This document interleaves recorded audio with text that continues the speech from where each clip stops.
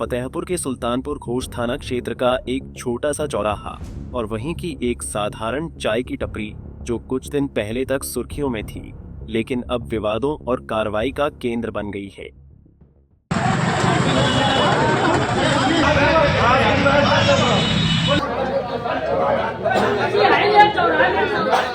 दरअसल हाल ही में food safety विभाग की टीम ने इस चाय की दुकान पर औचक छापा मारा। अधिकारियों ने साफ सफाई, खाद्य सामग्री की गुणवत्ता और चाय बनाने की प्रक्रिया की बारीकी से जांच की। इस दौरान चाय के सैंपल लेकर उन्हें लैब जांच के लिए भेजा गया।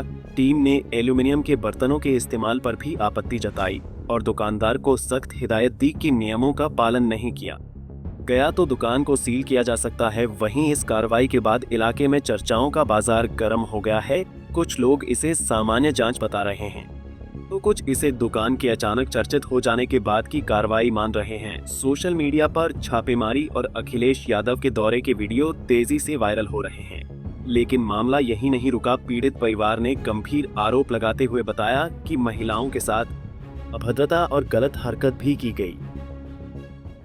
मामला था, मेरे चौकी चौराहे पे चाय की दुकान है, तो आज सुबह कुछ मुस्लिम वर्ग के लोग आए और मेरी दुकान पे आकर उन्होंने मुझसे सीधे ये कहा कि तुम अखिलेश यादव को चाय पिलाए हो, हम तुमको गोली मार देंगे, तुम्हारा मर्डर कर देंगे। तो मैंने कहा हमारा अपराध क्या है? तो बस इतना कहते ही उन्होंने मुझे मारा है और मेरे पापा को भी मारा है। पूरी दुकान को उठा के फेंक दिया और गुल्लक में मिनिमम 7,000 रुपये थे, पैसे भी लूट ले गए हैं। और मेरी बहन थी, मेरी मम्मी थी, मेरी मौसी थी, इनके साथ भी गंदा व्यवहार किया गया, उनके द्वारा मारा पीटा गया है। और हम किसी तरह से अपनी जान बचाकर कमरे के अंदर जाके अंदर से शटर बंद कर लिए। उसके बाद भी वो लोगों का ईंटा पत्थर चलना कम नहीं हुआ। तुम्हारा क्या नाम है? मेरा नाम आर्यन यादव। पिताजी का नाम? पिताजी का क्या नाम है? शेषमन यादव। बहन का क्या नाम है? ज्योति यादव। वहीं घटना के बाद पुलिस हरकत में आई और आरोपियों के खिलाफ भारतीय न्याय संहिता की कई गंभीर धाराओं में मुकदमा दर्ज कर लिया गया है। नामजद आरोपियों के साथ साथ कई अज्ञात लोगों को भी केस में शामिल किया गया है और जांच जारी है। नहीं, ऐसी कोई शिकायत नहीं है, ये निराधार है, क्योंकि हमारे यहाँ का IGRS के तहत जो है ये शिकायत उस दुकान की आई हुई थी, जिसके क्रम में खाद्य सुरक्षा अधिकारी धीरज कुमार दीक्षित जो है मौके पर 15 तारीख को गए थे। 12:50 में उन्होंने उसकी दुकान का निरीक्षण किया था।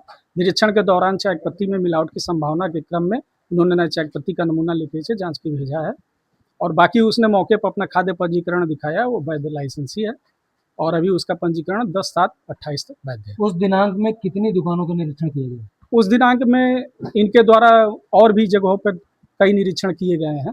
उस चौराहे पे तो एक ही निरीक्षण किया। दुकान सीज करने के भी बात नहीं, हमारे यहाँ सीज करने की कोई वो प्राविधान नहीं है। खाद्य पदार्थ का हम नमूना लेते हैं, नमूने में अगर कहीं गड़बड़ी होती है तब माल को सीज। कौन शिकायत करता था और किस चीज की शिकायत? शिकायतकर्ता अहमद करके है, अहमद पुत्र रईस करके।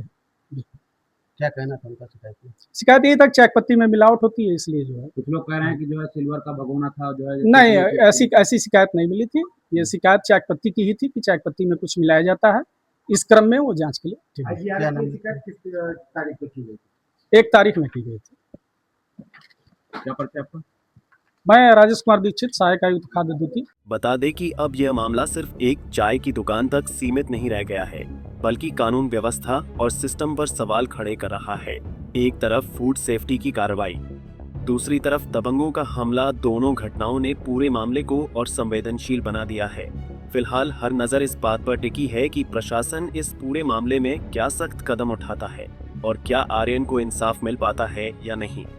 Bureau report, Punjab Kesari TV.